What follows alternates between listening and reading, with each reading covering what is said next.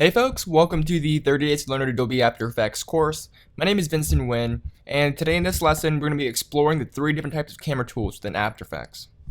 So in the last lesson we talked about 3D layers and how they react with 3D space, and that's pretty cool. You can control a layer's position, rotation in the 3D environment here. But what if you wanted to station your objects down and kind of have a virtual 3D camera so you can kind of navigate and rotate and orbit through space and look at your 3D layers? How do we do that? Well, first thing you want to do is you want to create a new camera. We can't use the camera tools here if we do not have a camera. So if we go to Layer, New, you can actually create a camera. And for the most part, two node will work best. One node is a little bit different. These are a little bit more complicated here, and they're more technical terms. So let's go ahead and ignore all this. This is kind of very technical terms here. I want to focus on the right column here. So first off, you can name your camera. I just usually call it camera. And then you have the presets, which if you're familiar with lenses and photography, you should know that a 15mm lens is a very wide angle lens. And then if you have a 200mm, that's a very telephoto, zoomish lens here. So pretty much what you want to do is pick the appropriate lens. Usually a mediocre fine lens would be a 50, a 35, or a 24. That's usually good for After Effects stuff. For most of my works, I usually pick either a 24 or a 20 because I like to do a lot of wide angle lenses and wide angle shots. So usually I pick kind of a wide angle lens. You have your zoom parameters here, which is not very important because we can always change a little bit later. And then you also have depth of field, which pretty much allows you to kind of add that nice bokeh effect or nice blur when things are far away or very, very close to the camera. You'll see in a second. I'm going to uncheck it for now. And then we can hit OK. And that's just going to create a camera for us, and usually nothing really changes unless you pick a really wide angle lens and such like that. So you have your camera. You can actually move and rotate your camera same way as you rotate layers in 3D space. You can hit P on the keyboard and you can zoom the camera in the Z axis and such like that. So you can move your camera pretty much like any other layer here. But what I want to focus on is the actual camera tools up here. So next to the rotation tool, we have these camera tools here. And if you click and hold, you can select any one you want.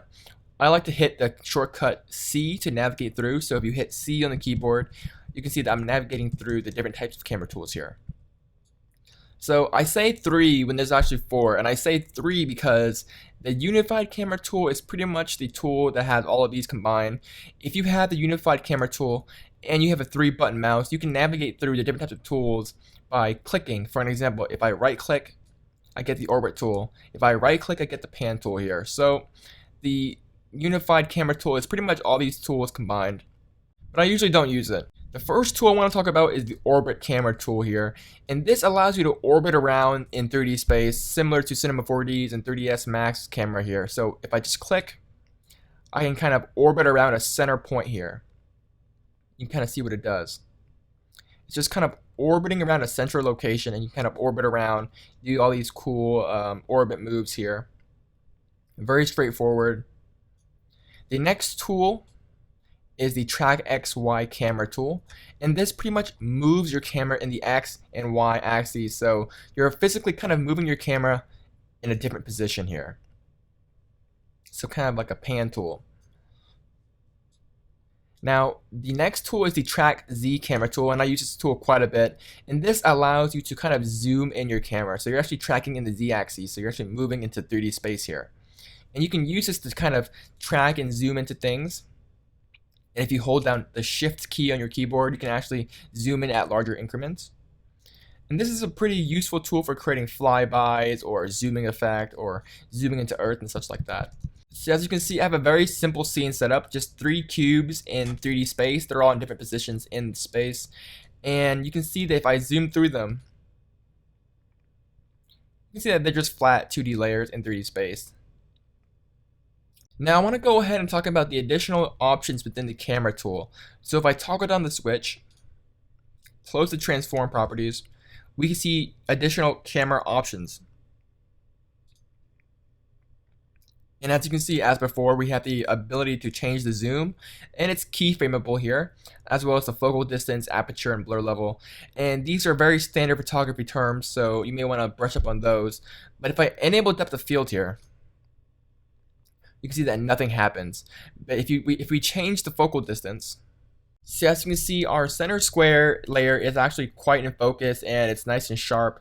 And as you can see, the squares behind the main square is nice and blurred out.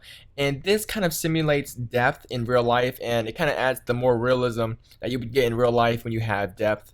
So definitely play around with the depth of field. It really gives you the ability to achieve a more realistic effect and to achieve more of a vision of depth within After Effects. And play around with the focal distance in the aperture here. You can also play around with the blur levels, or how blurred do you want these blurred objects to be here.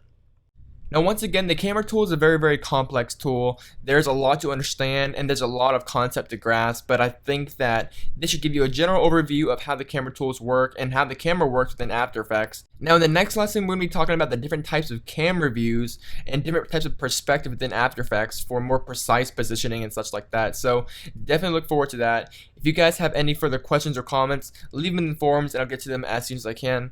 And once again, guys, my name is Vincent Wynn, and I'll see you guys in the next lesson. Bye, guys.